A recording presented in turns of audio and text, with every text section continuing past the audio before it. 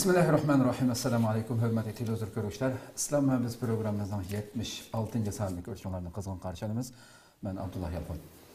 Qadirli görmədlərimiz, bu proqramımız huzurunuzda bolğan tuncu gündən başlap ta bugün güngacha hər həftə bir temini asas qılğan şəkildə dinimizdə hər bir müsəlmanın çoxum roşan, eniq halətdə düşünüşü kerak bolğan məsələlərni söhbət xarakterli şəkildə huzurunuzda sunup kilovatımız. Rabbim inşallah ömür bergen müddetçe yani nurgulluğan temalarda toxtalımız inşallah.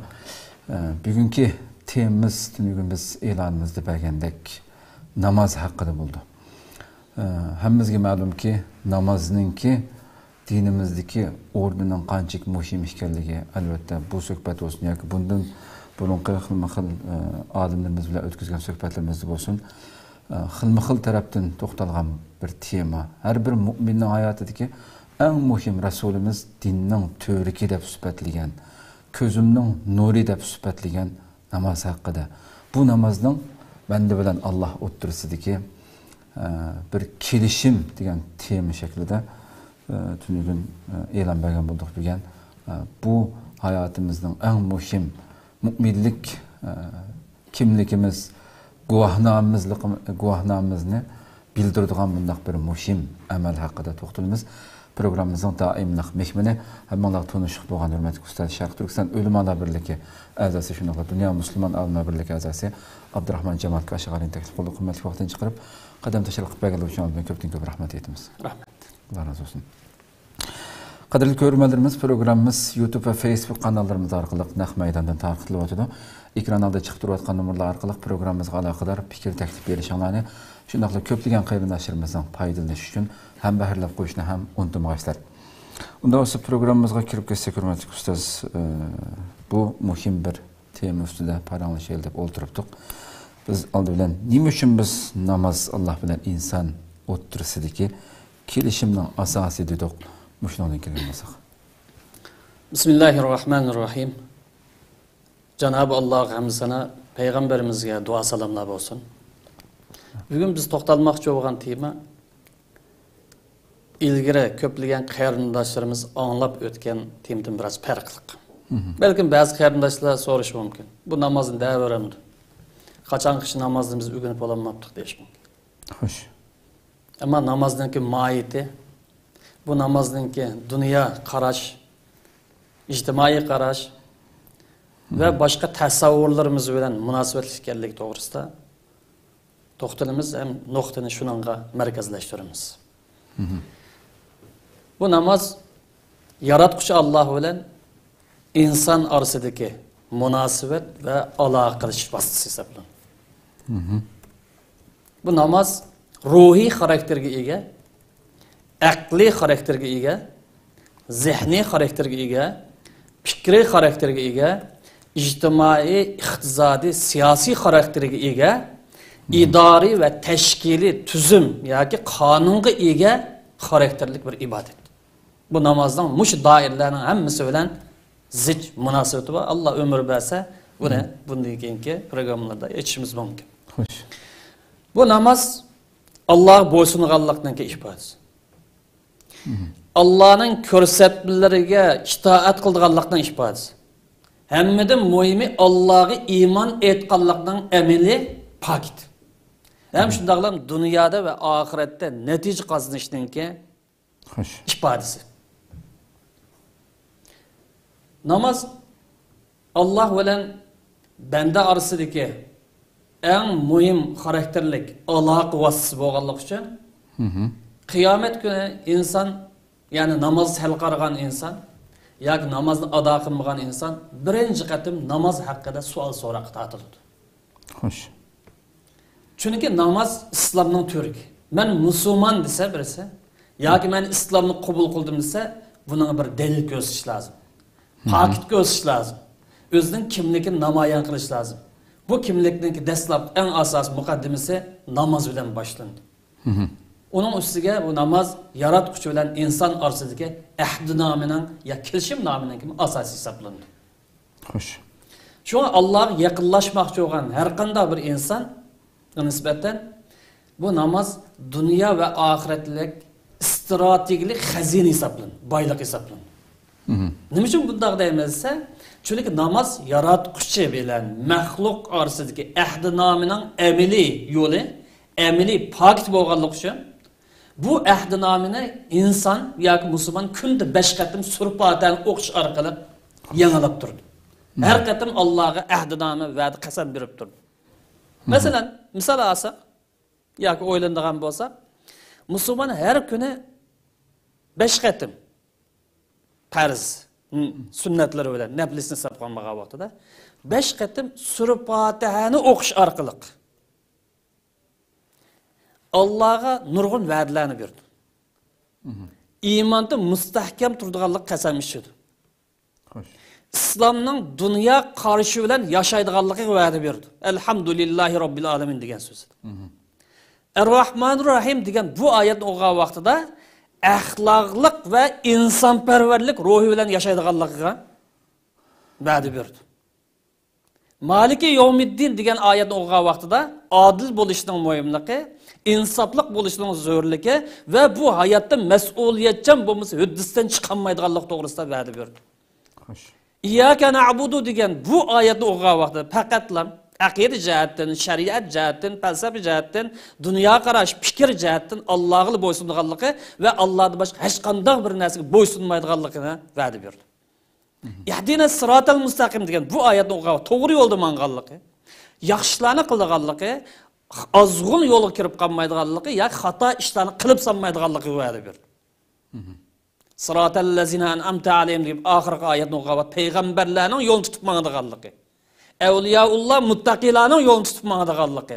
Qandaqdir bu yerda aqida jihatdan bo'lsin, fikriy jihatdan, shariat jihatdan va boshqa jihatdan ezib ketgan aqimlarga va falsafalar qat'iy kirib qolmaydiganligi, ham agishib qolmaydiganligi, ular qandaq bir g'aybat shakllantirgan bo'lsa, ularga oldirib qolmaydiganligiga Allohga va'da berdi. Demek insan namazda İyyâke na'budu ve iyyâke nestaîn degan bu oyatni her rekat tekrarlagan vaqtida o'zi bilan Allohning orasida bir madaniyat kelishim tuzgan bo'ldi. Nima uchun shunday desa? Chunki inson bu oyatni o'qigan vaqtida aqida jihatdan, shariat jihatdan faqatlam yegona Allohga bo'ysunganligi. Şunun bilan birlikte hayatning qaysi bir sohasida xizmat qilsin, qaysi bir doira bilan shug'ullansın hayat sohasida, qayerda qanday bo'lishidan qat'iy nazar islomning ko'rsatmalaridan qat'iy voz kechmaydiganligi haqida Alloh va'da berdi. Bu uning bergan ahdinomiz. Buningga asosan bu namozning Alloh bilan banda orasidagi ahdinoma kelishim ekanligini his qilgan inson namozni bergan va'dalar xiloflik qilmaydi. Nurg'un va'din. Allohu akbar degan iymonda mustahkam turman, aqidamdan yanmayman, Allohning roziligini har qanday narsani oldib qo'yman. Allohning jannatiga erishish, do'zaxdan saqlanish uchun butun hayotim shuni bag'ishlayman degan. Bu shuar bilan boshlab assalomu alaykum va rahmatulloh deb salom bergan chaqda butun insoniyatga tinchlik ato qilganligi, atrofidagi insonlarga ziyon solmaydiganligi, insoniyatga omonlik taqdim qilganligi, tajovuz zolimlardan boshqa mushu va'dalarning hammasini berdi. Ham bu haq yo'lda, ya'ni Allohning roziligiga erishishdan iborat bu yo'ldan qat'iy voz kechmaydiganligiga va'da berdi. Shuning bilan birlikda mayli o'zi bilan Allohning orasiga huquq majburiyati bo'lsin, mayli o'zi bilan qarindoshlarining orasiga huquq majburiyati bo'lsin, mayli o'zi bilan boshqa insoniyat orasiga huquq majburiyati bo'lib qolsin, buningga rioya qilganligiga namoz qasam berdi, ahdinom berdi. Bu namaz bu. Namazdan mahiyeti bu.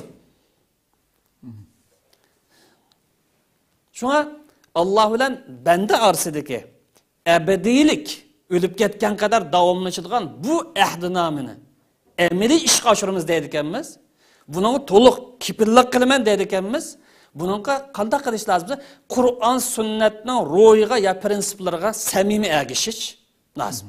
Şunun bilen birlikte İslam'ını parçalap düşenmezsin. Yani dairesiga lan bundan solab qo'ymasdan islomni bir butun dunyoviy hayot tuzumi, hayot metodi, hayot falsafasida bir butun tushunib, bu asosda amal qilishimiz lozim. U vaqtda bu kelishimninki ruhiga o'zimiz bo'ysungan bo'lamiz. Agar bizdan tushunchimiz İslamni bir bütün holat tushunmasak, ham islom amal qilishda Qur'oni Karimning ruhi va payg'ambarning ko'rsatmasini halqib kesib, ya Qur'onga ishonmasak, deydi ekanda musulmon turib, ya Qur'onga ishonamiz, biz sunnatga ishonmaydiganlar desak, yoki ozg'un iqimlarningki falsafalarga ergashib qolib qolsak, u vaqtda biz bu kelishimga o'zimiz xiyonat qilgan bo'lamiz. O'zimiz amal qilmagan bo'lamiz. Endi bir savol chiqadi. Namoz Alloh bilan inson orasidagi ruhiy va ideyaviy jihatdan bir munosabat, ahdnoma, kelishimnoma bo'lsa, nima uchun musulmonlar ruhiy jihatdan, fikriy jihatdan, moddiy jihatdan uyg'onmaydi degan savol chiqadi. Va'dani beribdi har kuni 5 qatim namozga vaqtida. Biz namozni ruhiy xarakterlik ibodat, fikriy xarakterlik ibodat, aqliy xarakterlik ibodat. Hatta buna moddiy tarafim var, moddiy, bedenge münasib, moddiy tarafim var. İbadet. Unda olğançalı bizden fikrimiz demiş uyg'onish yuz bermaydi. Ruhiy dunyomizda demiş tirilish yuz bermaydi. Bizden fikrimizde nima uchun yangi fikrlar ishlab chiqarib dunyoninki oldida ma'nishtirishmaymiz degan bu savol tug'iladi. Xo'sh. Shuning bilan birlikda bu koinotni yaratgan eng qudratli zotga ibodat qilayotgan musulmonlar nima ojiz? Nima uchun ojiz? Nima uchun o'zining hurligini, insani izzat sharafini zolimlardan, tajovuzchilardan, mustabid diktatorlardan tatib ololmaydi degan bu savol uchun. Nima uchun mislsiz, ya'ni cheksiz qudratga ega bo'layotgan bu zotga ibodat qiladigan musulmonlarning bir qismi tajovuzchilar xizmat qiladi. Nima uchun bir qismi passiv holatda turdi? Nima uchun bir qismi diktatorlar bilan tang maydon turdi? Nima uchun ba'zi maydonini aniq oshkor qilolmaydi degan bu savollar tug'iladi. Bu savollarning javobi qisqa. Bu namozga munosabatlik yakunlagan vaqtimizda bu namozning mohiyatini tushunmaganlik. Namozning mohiyati bilan o'zining uningga qanday muomala qilishni moslashtirib olmaganligini tushunib olgan bo'ldi. Chunki namozning mohiyatiga qarasak, namoz asos maqsadlarda taqvolikqa bog'laydi. Bu taqvolik qandaydir soqolni uzun qo'yish bilan, uzun chopon kiyish bilan mal bo'lgan masala emas. Bu sirtqi ko'rinish emas, balki insonninki vijdoniga munosabatlik, insonning qalbiga munosabatlik, insonning psixikasiga munosabatlik, insonning ruhiga munosabatlik, insonninki ideyasiga, tasavvuriga munosabatlik bir masala. Qandaydir uzun choponni kiyib olgan bilan islomning hayot nazariyasiga, siyosiy nazariyasiga, aqida asoslariga, ibodat falsafalariga va qonun chiqarish asoslariga zid masalani o'tirib chiqarsa, yoki uni ergashsak, u bizning soqolimizdan, choponimizdan hech qanday e'tibor yo'q. Bu bir shaklbozlikdan iborat bir narsaga aylanib qoldi. Chunki bu namozningki dunyo qarash munosabati bor. Yuqorida qisqacha so'zlab o'tdim. Sur Fotihaning tafsiriga kelib qolsak, bu vaqt to'xtalamiz. Taqvolik bilan munosabati bor. Hayotning qiyinchiliklariga, ya'ni biz sinoq uchun kelgan bu dunyoda qiyinchiliklarga duch kelgan bo'lsak, buningga chidamliq bo'lish bilan munosabati bor. Namozni qanday diqqatimizni yig'masak, e'tibor qilinmay shaklbozlik bo'lib qolgandek, bu dunyoda g'oyalik yashash, nishonga markazlashtirib yashash bilan munosabati bor bir ibodat. Çünkü Kur'an-ı Kerim ve aqimus salata ve taqud. Shaklbozlik tashlanglar dedi. O'zinglarni aldamanglar dedi. Namoz o'qinglar dedi, aqim dedi. Joyida o'qinglar dedi. Buninglar ko'p aylanmadi. Maqsadni ishga oshiringlar dedi. Taqvolik ruhini ishga oshiringlar dedi. Ya'ni Alloh bilan o'zinglarning orasida bir munosabat shakllangan. Shakllangan bo'lsa qanchalik shakllandi? Qancha persentga tushdi musulmonlik uchun? Namozda bir lazzat, rahat alatamdık. Psixik jihatdagi bugungi qalaymiqanligimiz, endishimizni Alloh bilan bo'lgan munosabatimiz orqali, Alloh bilan bo'lgan aloqamizni kuchlantirish orqali bu vasvasalarni, bu qo'rqinchlarni pasaytira olatamdik. O'zimizga omonlik, rahat his qildira olatamdik deydigan. Bu savollarga javob bersak, ya namozda samim bo'lganligimiz, yoki namozda o'zimizni aldayotganligimizning javobini berib olamiz. Köp rahmet Allah razı olsun. Hakikaten güzel iç böylemdi. Ben yukarıda sözden geldiği asasen namazının müşüncü valla namaz okuyduğun Allah'a ibadet kıldığın müşünden Müslümanların bugünküdek gün yıkılış neyim için diye vaktisle hunasla çünkü ola namazın mahiyeti ve tekazasını doğru düşünmeyenlik de dilendi. Bu so'lga o'tishdan burun mening kallamga shu keldi. Namoz o'qiyotganlarning hali bu san bizning millatimizning ichida ba'zi bir qism yoki yoshlar bo'lsin yoki normal kishilar bo'lsin. Men namoz o'qimagan bilan o'zini musulmon deydi, ammo namoz o'qimagan bilan mening qalbim u namoz o'qiyotganlardan yaxshi deb boshlanadigan bu jumla bilan gaplarni anglaymiz endi. Men ulardek o'qimagan bilan mening qalbim ulardan yaxshi. Men ular aniqqan bilan men buni qilmayman, masalan, shu ishni qilmayman degandek jumla bilan boshlanadigan so'zlarni anglaymiz. Bu qanday bir tushunchadan kelib chiqadi. Bularning shu o'tir agar yuqoridek namoz shundoq bir kelishim Alloh bilan o'tirimizdagi bir ahdi bo'lsa, bularning deyotgan so'zi aqamni. Biz Allohga iymon etgan vaqtida Allohning barliq ko'rsatmalariga, mayli buyruqlari bo'lsin, cheklamalari bo'lsin va boshqa prinsiplari bo'lib qolsin, uning bosh ustiga deb iymon etdik. La ilaha illalloh Muhammadur Rasululloh degan vaqtida mush ahdnomini isbotladik. Endi biz Allohga ishondik. Allah'ını hürmetlaymiz. Allah'ın ko'rsatmasi bo'yicha yashaymiz, lekin Alloh buyurgan ishga turli bahonalarni ko'rsatib amal qilmadik. Xo'sh. Alloh dediki, g'alaba qilishing uchun menga yaqinlash. Bu dunyoda izzat sharifing bilan yashashing uchun menga yaqinlash. Shaytonning seni ozduruvchidan saqlanish uchun menga yaqinlash. Dushmanlarninki sana qo'rqinch selib, taxminisini zulm qilib, xo'rlab yo'qda o'tishdan saqlanish uchun mendan kuch aldaydi.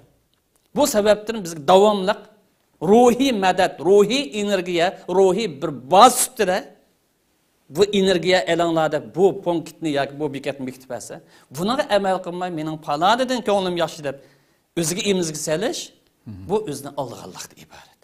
Agar bu inson Alloh samim ishongan bo'lsa, Allohninki buyrug'i bo'yicha İslamның dastlabki asosi bo'lgan iymondan qapqasalam musulmonlikning namoyandasi bo'lgan ifodasi bo'lgan payg'ambarimiz hadis sharif ahdnoma deb ifodalagan bu namozga rioya qilgan bo'ladi. Qandaqdir balkim u hasad qilmaydigandir. Bizning bir narsa ele olmaydigandir yoki tili buzib boshqalarni tillamaydigan. Bu axloqiy jihatga bir yaxshiligi bo'lgan bo'lsa, lekin ruhiy jihatga yaxshilik. Qalbini paklash jihatiga uning yaxshiligi nadi? Dünya göz qarashi jihatiga yaxshiligini edi. Bu namoz orqali uningki ideyasi, dunyo ko'z qarashi, islomning falsafasi bilan, nazariyasi bilan uyg'un kelib o'tamdi yoki boshqa bir nazariya, boshqa bir tasavvurning kayniga ketib boramdi. Demak, bu samimiylik bo'lgan bo'lsa, Allohga samimiy ishongan bo'lsa, Allohningki sunnat xarakterlik emas, balki mustahab xarakterlik emas, farzning asosiy deb belgilangan va aqimus salat namozni 5 minut o'qib tugatib etdimidi? Bununki erkanları, şartları ve ölçemleri asasında bütün ruhun bilen, vücudun bilen, aklın bilen, zihnin bilen, tefekkürün bilen, bütün nezariyanın maslaştığın halette Allah'ı uzanıp bağlar diye bu hitapka emel kılmadı. Kandak mı bu? Allah'a boysunluq olsun. Demek bir yerde bir saxtalık namayan durdu. Hem de bunda bir şarait turulup bugün günlükte Allah'tan yardım kütüvatımız. Allah bizge Müslüman bolsak ne için yardım vermedi derdimiz. Elhamdülillah Müslüman. Lekin her birimiz menden tatip, başkalı tatip. Tarazı koysa qancha gramı doğru kelimiz? Bu ne? Özümüz kalbimizden sorsak. Bizden yaxşılığımız qanchalik, yomonligimiz qanchalik.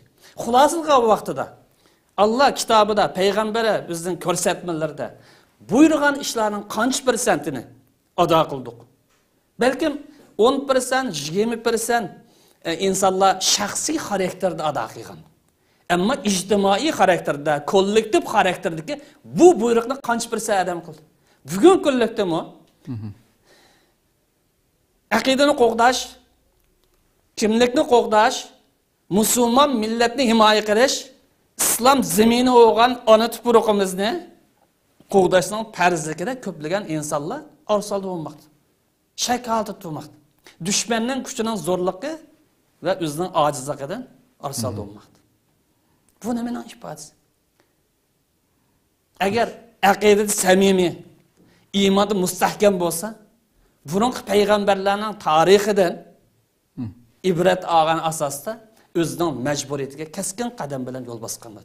Bugun bu xo'rlik qilib qolishimiz nima sababdan ekan?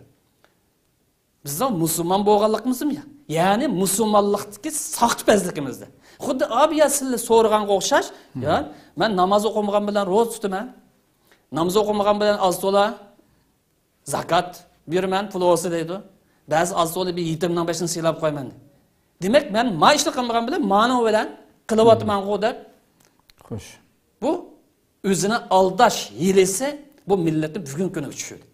Agar millat islomning ko'rsatmasiga bir butun amal qilgan bo'lsa, tayyor holatda turinglar degan buyruq amal qilgan bo'lsa, o'zining shaxsiy ibodati ko'ngil bo'lgandek ijtimoiy ibodatga, siyosiy ibodatga, fikriy ibodatga buning ahamiyat bergan bo'lsa, bu kuniga biz qolmagan bo'lardik. Xo'sh. Demak, biz ibodatimizni ijtimoiy hayotimizdan, siyosiy hayotimizdan ve başka hayatımızdan ayırıp etkenliğimiz için bugünkü ideya kiriş yaşayotimiz özümüzden kimligini takın namayan qilib bolanmayapmiz, yolumuzda mı belgilep bolanmayapmiz. Xo'sh. Ko'p rahmat. Endi shu namozning mohiyati va taqozzolari haqida to'xtalamiz. Yuqori so'zga to'liqli ma'no aytamizki, islomdagi namoz. Boshqa namozning farqi shu, islomdagi namoz. Buning ruhiy tarafi var. Fikri tarafı, ideyevi tarafı. Namazını okup durup komünist olamayız. Namazını okup durup liberalist olamayız. Namazını okup durup yanıp jim olamayız. Dünya qarashida o'z ishiga oldik. Bunun ruhiy tarafı var. İdeyevi tarafı var. Bunun aqliy tarafı var. İctimai tarafı var. Siyasi tarafı var. Tüzüm, idare ve başka tarafları var. Bir ibadet. Yani hayat bilen çemberçez bağlanıp ketken bir ibadet. Qandaqdır bir yerde namaz okup durup cazanı bilen şug'ullanmaymiz. Allah'ın buyruğu boysunaman, İyyâke na'budu ve iyyâke sen nima desang baş üstüge deb turib, mescidga kelgan chaqda taqvolik ko'rinishini paydo qilib, chiqqan degan saxtipazlikni qilolmaymiz. Bu saxtipazlik bizni vayron qilayotgan shu. Xo'sh.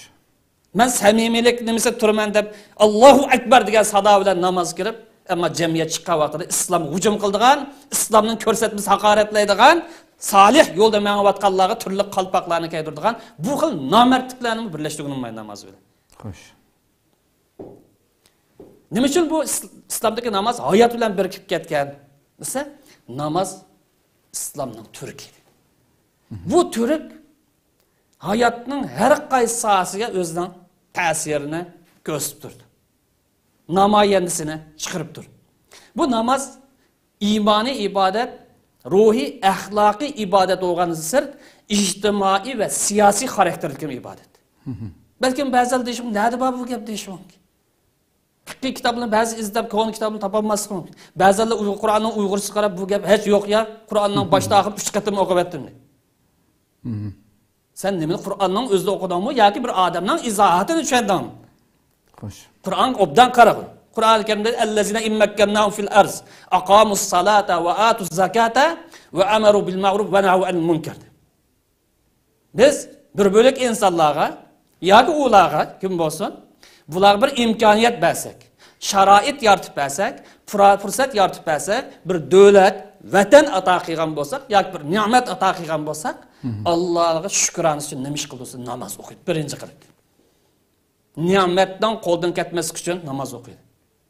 Yani Allah bilan bo'lgan munosabatini ahdinomisini yangilaydi. Ikkinchi qilib zakot berib, iqtisodiy krizlarni hal qilishga tirishadi. Üçüncü qilib ijtimoiy va siyosiy islohot olib bordi dedi oyat. Ham buni davlat va imkoniyat bo'lgan sharoitda tatbiqlash tashabbus qilganda, ya'ni davlat qurish uchun mush shartning dal o'zi lozim. Alloh bilan bo'lgan munosabatini yaqinlashtirmaydi, Allohning yordamiga erishmaymiz. Allah zakatını berib ijtimoiy krizislarni hal qilinglar, bunun kuch qilinglar desa, u yer bir xillik qilsa, yana Allohning yordamiga erishmaymiz. Amaru bil ma'ruf va nahy anil munkar. Ijtimoiy, siyosiy va boshqa taraflardagi illatlarni, krizislarni, xafaliklarni tugtinglar bu yerda. Adam bo'linglar. İslamning axloq ko'rsatmasi yashanadigan bu buyruqqa amal qilmay turib, yana biz yo'limizni topolmaymiz. Demek bir yerde ayet siyasi islahatı bilen, ijtimoiy islahatı bilen namazın ibaret, ruhi, fikri ibadetini birleştirip bizge oturak sunmadı. Yani bu namaz qaysi bir saat iş kılaylı? Meyli siyasi saat olsun, ijtimoiy saat olsun, fikri saat, iqtisadi saat olup kalsın. Her qanday saati yaxshi qilmay turib namazın hakkını ada qilolmaydi. Her qandaq sohada bo'layli, xizmat qilayli. Unvonimiz nima bo'lishidan qat'iy nazar, Xo'sh. yaxshi qilishimiz kerak. Bu yaxshining ichidagi eng muhimi, yaxshi turtki bo'lgan, yaxshi qilayotganligini pok bo'lgan narsa namoz. Men Qur'onkim va auhayna ilayhim fi'lal khayrat. Biz bular yaxshi qilinglar. Bütün sohada. Buni faqatla ixtisos sohasiga yoki ibodat sohasiga qilib qo'yilmaydi. Har qanday sohada yaxshi bilan shug'ullanamiz, yomon ishdan qo'l tortamiz. Bu ishlarning ichida eng ilg'iri, eng muhim yaxshilarning ichiga namoz o'qish, zakotdir. Ham bu yaxshi ishni saqlab turadigan, tutib turadigan narsa nima desa, namoz bilan zakot. Chunki namoz o'qigancha insonning qalbi poklan. Allohdan hayo qilgan inson boshqalarning huquqiga, boshqalarning e'tiboriga, boshqalarning bir ishiga ziyonkashlik qilishdan hayo qiladi. Bugungi hayosizlik, to'xtamay boshqalarga hujum qilish, o'zining ishi oqmasa boshqalardan ko'rash, boshqalarning bir musulmonning izzat sharafi islom dinida muqaddas sifatga ega bir narsa deb buna diqqat qilmay, turli bahona bilan bir narsa yezish yoki taqitish bu namozga samimiyetsizlikning ifodasi. Agar namoz bog'langan bo'lsa, Allohning hayo qilgandek boshqalarning huquqiga daxl tarz yetkazishdan hayo qilgan bo'ladi. Şuna bu namoz har qanday sohada yomon ishlarni qilmaslik. Yo'q, masjid degan chaqda atrofidagi odam putuqda sutib qolsin bo'lmasa. Qisilib qolsin, o'tirolmay qolib qolsin, bak adam chiqib putini o'tirib olsa faqat xabolmaydi. Lekin sir chiqqan vaqtida bir og'iz gap sal tekitib qolib qolsa, teketmisin? Bu yerda og'zini uzib tillaydi. Azroq o'rin bir da'ya kelgancha o'rin berganmaydi, o'zining mansabini tushkunolmaydi. Demek mescitteki ruh cemiyette, siyasi mensepte, siyasi köreşte ve başka işte bulmaganlık için bütün xapalık tügme oldu. Demek bu namaz okuğa vaktimizden her kanda saat yaman işitme yok diyen. Tiliden kildiğen yaman bolsun, koliden kildiğen yaman bolsun, kelimeden kildiğen bolsun, esli ismiyle kılsın, sakt ismiyle çıksın, yaman işitme yok diyen. Başkaları zulüm kılmayman deb va'da bergan ol namoz o'qiydi. Başkalarının qiyniga, başkalarının iqtisodiga, izzat sharpiga yana bir chaqilmayman deb va'da bergan bo'ldi. Chunki oyat karimada Alloh taolo inna salata tanha anil fahsha'i wal munkar. Namoz o'qigan bo'lsang, yani joyda o'qigan bo'lsang, satqiliq senda yuz bermaydi. Yomon ish senda yuz bermaydi. Zulm senda yuz bermaydi. Insofsizlik, noahlilik senda yuz bermaydi. Agar uni yuz bergan bo'lsa, nima bo'ldi? Namoz o'qib. Demak bu namoz joyiga tushmagan bir namoz. Samimiy bo'lmagan bir namoz bu. O'zini oldigan bir namoz edi. Namozning mohiyatini bilmaslik degan bo'ldi. Bu namoz yani ijtimoiy islohot etishning eng muhim xarakterdagi, eng muhim bo'lgan ibodatlarninki ya xarakterning birisi hisoblanadi. Yani ijtimoiy islohot etbarimiz deydiganmiz, namoz bizni adab axloqliq bo'lanadi. Edep ahlaktan çatlamanglar. Qanday ish qilinglar. Vatanni ozod qilinglar. Alloh rozi olsun sizdan. Kishilarning qiyinchilikni hal qilib turinglar, Alloh rozi olsun sizdan. Lekin og'zinglarni buzmanglar. Adam bo'linglar. Musulmonlik axloqidan chatlamanglar. Qur'on kim vaqulu lin-nasi husna. Yaxshi gap qilinglar. Adabsiz bo'linglar. Og'zingizdan bir chiroyli gap chiqsin. Kalbini eritib, jalb qilib, saponglar qo'shadigan gap chiqsin dedi. Haqavurlikni tashla, mutakabbirlikni tashla, rahbarlik, liderlik da'voyingni tashladi. Yaxshi gap qildi. Kishilar kasal, rahmat et, kamay qolib qolsa, o'zidan ish.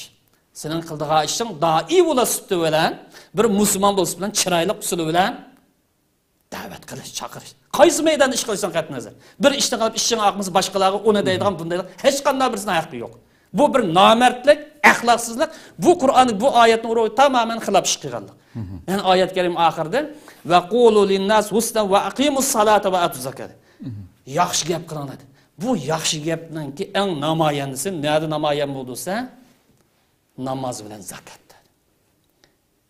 Yani zakat berib boshqalarga pro gap qilib boshqalar imizsanma yaxshilik qilgan bo'lsan zakatni ber.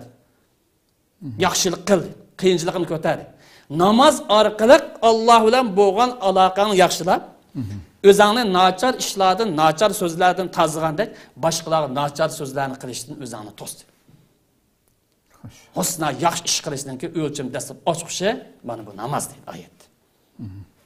Ya'ni bu namoz insonning vijdonini o'g'itadigan, Alloh bilan munosabat o'rnatishga fursat hozirlab beradigan va beshimiz qilayotgan har turli qiyinchiliklar va mushkulotlarni hal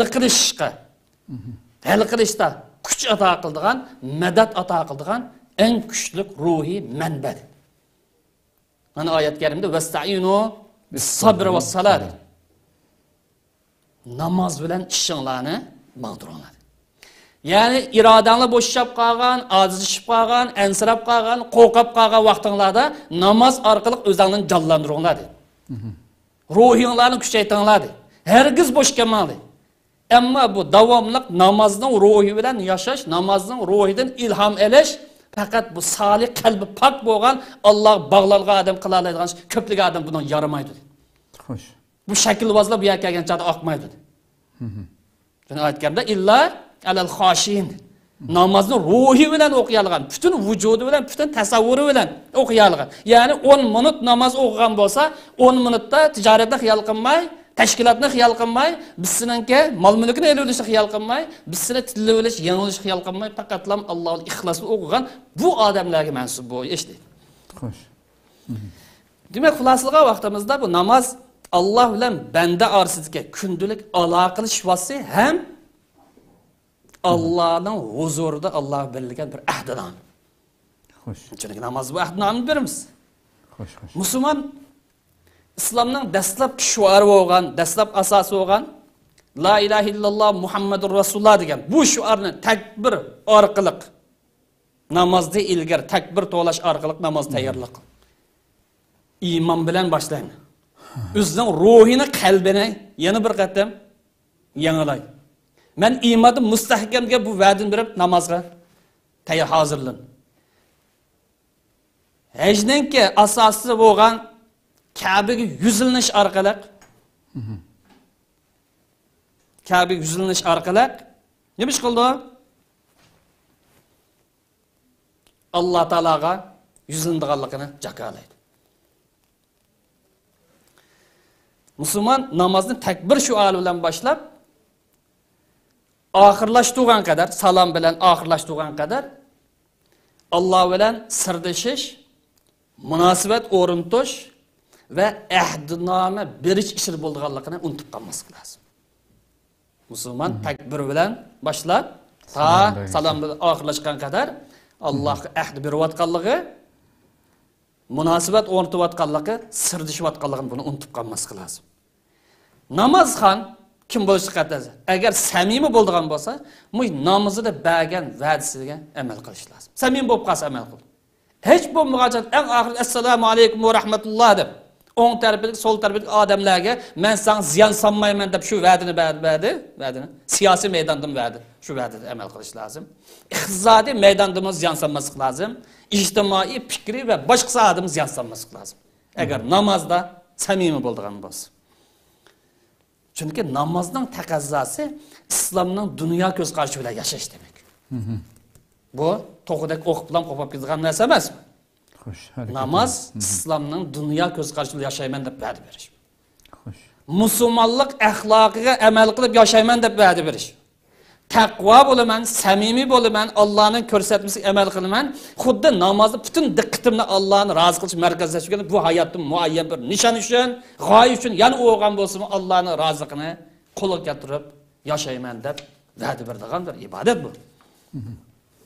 Shu musulmon namozni qalbi bilan ado qila olsa, tili bilan ado qildi, lekin qalbi bog'chida yoki boshqa yerda o'qdangiz bo'yda o'qib qolsa, bu namoz oqmaydigan bir namoz. Ruhi bilan, harakatdan iboratdan ruhi bilan ado qila olsa, fikri bilan ado qila olsa, namozni o'qiyotdi, lekin sir chiqqan vaqtida islomning ko'rsatmasini tillaydi. Qur'on sunnatga aniq dalil kelgan ko'rsatmalarni yaratmaydi, masxir qiladi. Bu bir soxtapazlik bu. O'zini aldash bu. Aqli bilan, ya'ni aqli ozg'un, xato aqlim kirib ketmaslik bilan ado qila olsa va butun hujayrasi bilan Yani 10 minut o'qig'anmiz, 10 minut bütün hech qanday narsani xiyol qilmay ado qilasiz. Enan kendi namozning mohiyatini tushungan.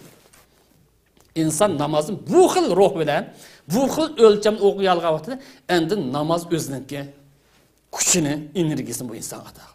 Bu vaqt bu insonning aqli yukselishga boshlaydi. Ruhi yo'lishga boshlaydi. Fikri taxmin Alloh bilan yaqinlashishga boshlaydi. Axloq tuzilishga, ijtimoiy hayotlari boshqalar bilan bo'lgan bo'lsa, hamkorlashishga, birlashishga, yaqinlashishga boshlaydi.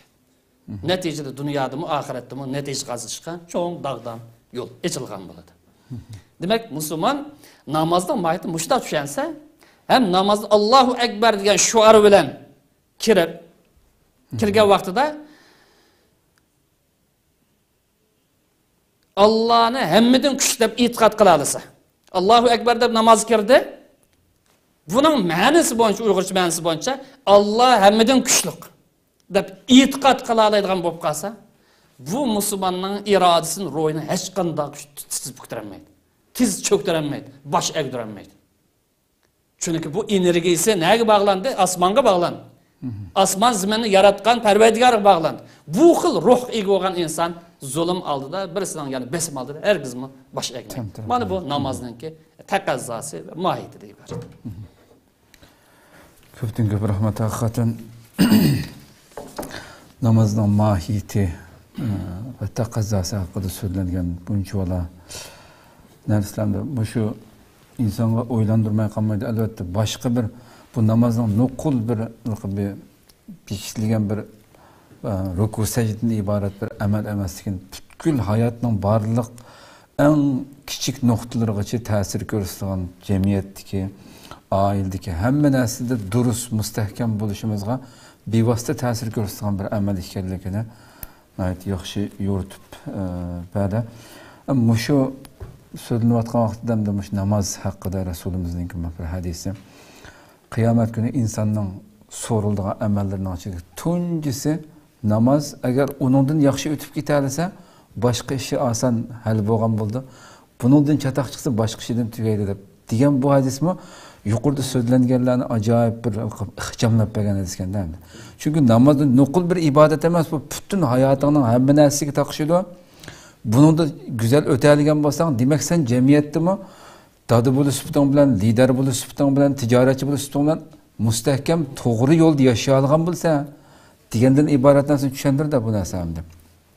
Ham yuqoridagi oyatdami bu namozning hamma odamlar bu namozning mohiyatini tushunmay qiladiganlarga qanchalik ig'ir keladiganligini va innaha lakabiratun illa alal khashiin namozni buyurib bo'lib, buning sabr qilinglar, mustahkam turinglar. Bu Allohdan qo'rqadigan kishilarga oson bo'lgan bilan uningdan boshqa kishilarga bak tas ish bu deb Rabbimiz o'zi deyotdi. Lakabira bak ig'ir keldi bu ishda. Shakli jihatdan oson kelishi mumkin, lekin mohiyatiga amal qilish faqatlam Alloh yaqin odamdan boshqa qila olmaydi. Haqiqatan endi Rabbim chiqib so'zlab kelsak ajoyib jiq masalalar chiqadigan masaladan. Xo'sh, endi oxirida namozning ahamiyati haqida bilishga hozir qo'yib tugatgan bo'lsak. Yuqorqi so'zda namozning ahamiyati haqida to'g'ri shunda bo'lsin, yana qisqacha deyamizki, namoz islomning eng muhim shuari hisoblanadi. Ben bir Müslüman degan bo'lsa, bir odam bu shuarga amal qilish lozim. Allohga yaqinlashib, yaxshi bir inson bo'lsam bo'ldi, yaxshi banda bo'lsam bo'lsa, namozga yuzlanish lozim. Payg'ambarimiz insonning Allohga yaqinlashtirgan eng yaxshi narsa namoz. Sajda qilgan holati. Hep musulmonlikning namoyandasi.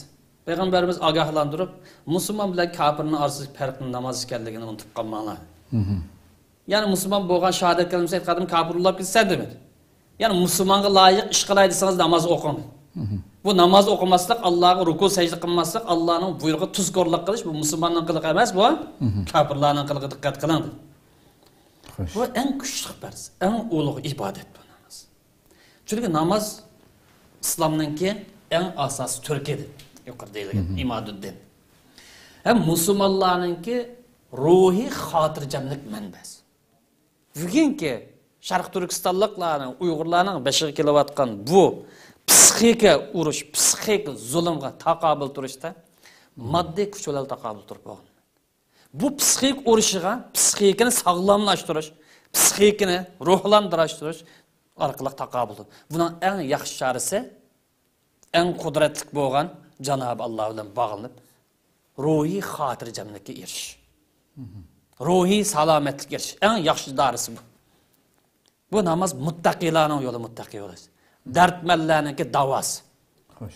Namazni bir bütün tushunga vat, shakli tushunga vat. Shuning uchun namoz har qanday vaqtida hech qanday bir insondan aqlini yo'qotmaganlar bo'lsa, cho'ng kichik bo'lsin, saq kasal bo'lib qolsa, uningda amaldan qilmaydigan umrlik bir ibodat.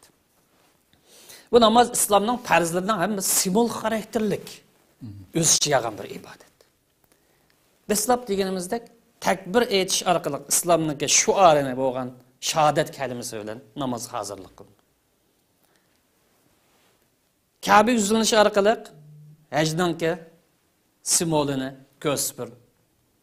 Namaz qadam qoyğa vaxt atıp, kulaq qaqqa vaxt atıp, yemek içmekten çekiliniş. Münasibətsiz gap sözlerini qılması arkalık ruhi, Ramazan'dan ruhin temsil qılır.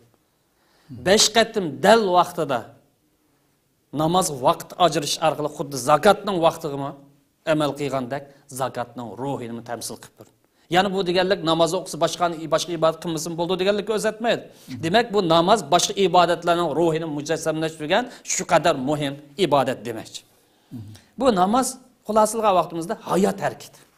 Yani hayotimiz bütün ish namozning ruhi bo'yicha bo'ladigan bo'lib qolsa bizning hayotimiz boshqa bir hayot o'zgaradi. Madaniyat jihati olsun, iqtisod jihati olsun, siyosiy jihati olsun, fikriy jihati olsun, nazariya jihati olsun, ruhi jihat bo'lib qolsin, boshqa bir hayot o'zgaradi. Agar namozning ruhiga amal qila olib qolsa. Chunki bu iymon harakati bor buni. Aqliy harakat bor. Aql tamponni saqlaydigan. Ya moddiga birilib ketmaymiz yoki butun ruhga birilib ketmaymiz. Fikriy harakat bor, ideya harakati bor, axloqiy harakat bor, badaniy harakat bor. Shuning uchun buni dunyo qarashning asosidir. Namoz mushuncha bilan ulug' ahamiyatli ibodat bo'lsa-mu, lekin ko'p sondagi musulmonlarning namozini bir shaklga aylantirib qo'yishi, bu namozning mohiyatini, ijtimoiy hayotdagi taqozzolarini bilmasligi, ham namozni to'g'ridek tez surat o'qib, kim bilan ko'rishishga oldiraydi, Allohning huzuridan tez qochib buni o'qimaymiz. Tez surat o'qib namoz nima da'vatganligini bilmasligi, kim bilan suhbatlashayotganligini, namozni qanday bir ahdini Allohga ahdidan berayotganligini bilmasligi, bu Alloh qilinayotgan bir edepsizlik. Hem saxta bir dindarlık. Ən adres bir misal alsak, biri vəzir bilan görüşəmin bolsaq, yoki biri məktəbninki rəisi bilan görüşəmin bolsaq, təbii halətdə bizə xitab qılıyotqan vaxt, söhbətləşiyotqan vaxt telefonumuzu qarab oturmayız. Yoki paranı soxağa versin, mən kitabımı oxuyub olay deyəməyimiz. Bütün diqqətimiz bilan otururuz. Əgər biz gap qılıyotqan çağda bir nəsə məşğul qılıb qalsaq, ədəbsizlik hesablanır. Sol qulumuz bilan bir narsa sunub qolib qolsa, adabsizlik hisoblanadi. Qanday bu yerda Allohning huzur tuğan vaqtimizda bu adabsizlikni ravo ko'ramiz Alloh. Biz bilan cho'ngrab ko'rishish yo'q, qanchalik tayyorlik qilamiz. Fikriy jihatdan nimalarmanda?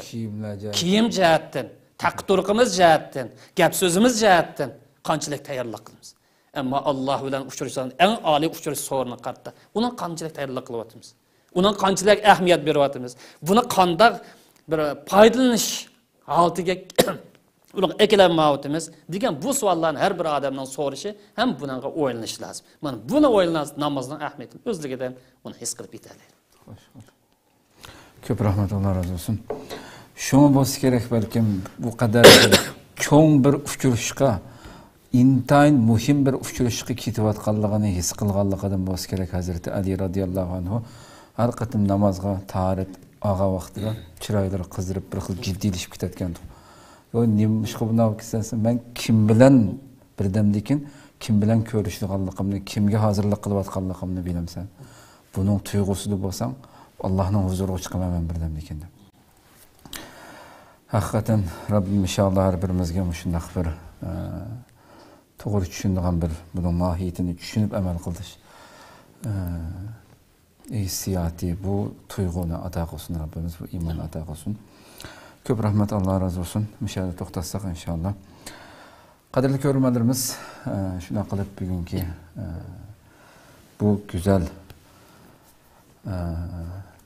temadaki namaz temasidagi programımız müşahede ahırlaştı. Hakikaten namaz hakkında onluğan saatlerce program kılsak, meyli ayetten olsun, Resulümüzün hadisi olsun, keltirilgen bunun fazileti, bunun kançık ehemmiyeti hakkında kançılığan derslerini kılsak, tügümeydiğen derecede ehemmiyetlik bir tema.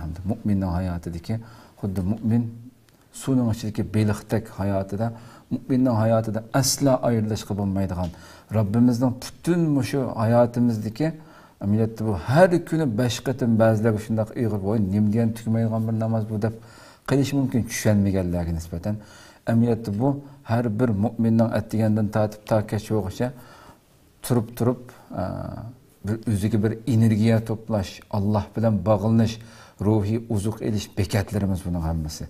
Davamlılık yığılap durup özümüzdeki küçünü Rabbimizge boğan sığınışımızını onun bilen münacat kılıp oylap bakaydı ki alemlerinin Rabbinin aldıda şunun bilen muğduşuş, şununla hiç kimge diyemegen derdimizni onunla diyaleyimiz. Şu Rabbimizge baş koş arkalık.